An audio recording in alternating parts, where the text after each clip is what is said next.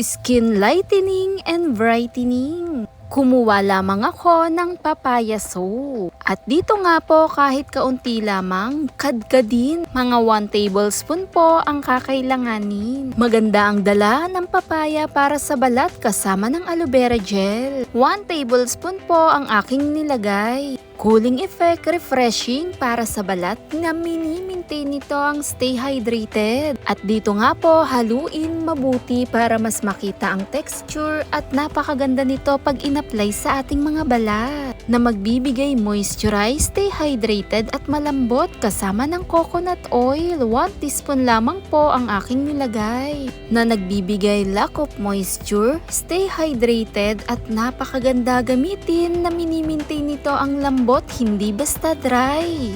Perfect gamitin kahit pa pang araw-araw, magbibigay brighter and more radiant complexion. Glow at radiant skin. Nagbibigay maputi sa balat, makinang at makinis. Sa paggamit nito, kumuha lamang ng cotton o kaya brush. At dahan-dahan lang ilinis to sa parte sa ating katawan. Perfect din to for all skin type. At maganda gamitin lalo na sa pangingitim ng ating balat, sa tuhod, sa batok, at sa siko. Ibabad lamang ito ng 10 minutes, pwede mong sabay sa pagligo. Kahit araw-araw itong gamitin, ay pwedeng-pwede. At pansin mo yung effect niya at resulta, malambot, maputi sa balat.